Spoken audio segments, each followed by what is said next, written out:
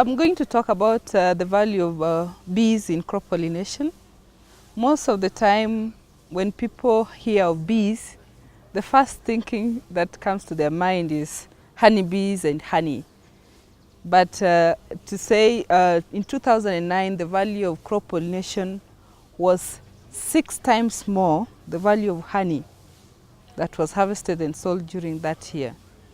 And it can actually show you how important bees are, not just for the sake of honeybees, for the sake of honey and wax and the other byproducts, but for crop pollination. Most people are not aware of this value.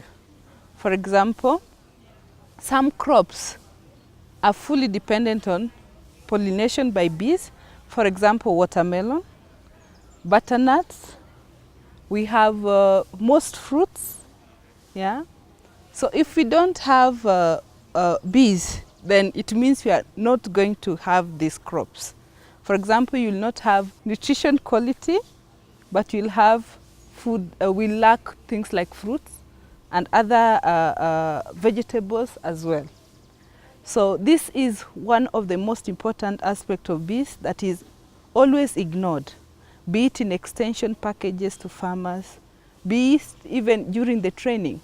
Most of the time it's not even mentioned. It's just mentioned as in biology, and that's it. But it's quite important. For example, if you take the case of watermelon, if there are no bees, then you'll not have a crop. I've had experience of farmers consulting that they have grown watermelon or butternuts in the greenhouses and their flowers are dying. They will definitely not have any crop because in the greenhouse there are no bees. So such crops are supposed to be planted outside in the field where it is open and bees have free access to the flowers. Yeah. So such a farmer, we advise the farmer just pull out the crop, because for sure you will not get anything because the aspect of pollination is not there. Then someone may want to ask then, why is it pollination essential? For a flower like watermelon or butternuts, the cucurbits, they have 2 different flowers, the male and the female flower, occurring on the same plant but differently located. The pollen has to move from the male to the female flower, and that has to be done by a bee. Human beings cannot do that. It's quite labor intensive. So if you don't have such an agent that will transfer that pollen, it means the fruit set will be 0, and so the crop yield will be 0. But that information is not with the farmers. So even with the young farmers that are currently getting into agriculture. So our role as research scientists is to get that information out there. Yeah? And then at the same time, for example, in Kenya, we don't even know the bees that exist that help in our crop pollination. For example, in Kakamega forest alone, over 40 different species of bees have been recorded. Meanwhile, when I mention bees, people think honeybees.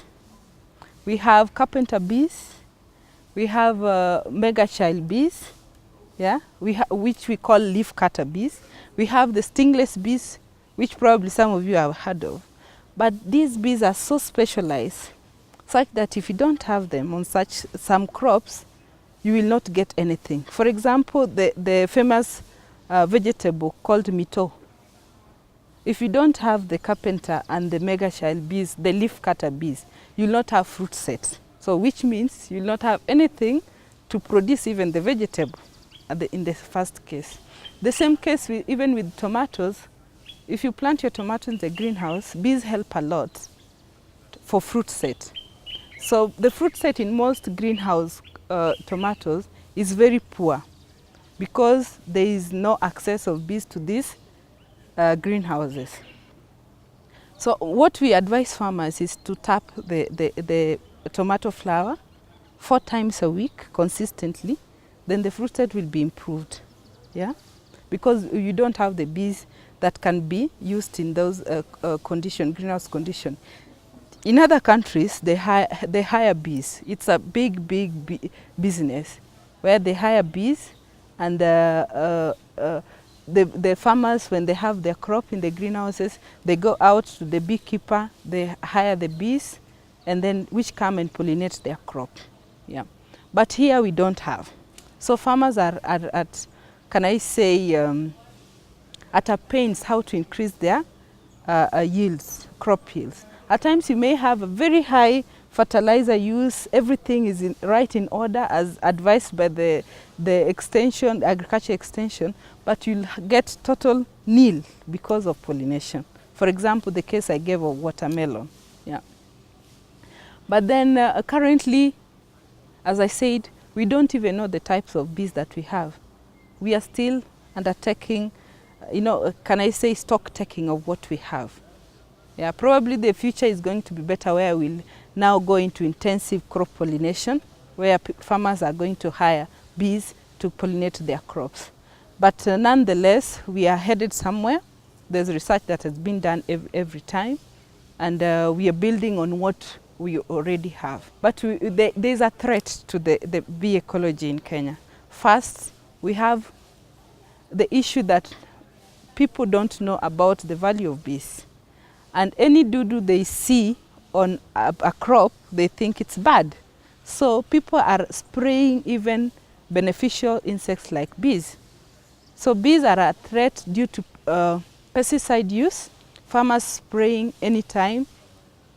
Whenever they see a doo-doo, it must be dead.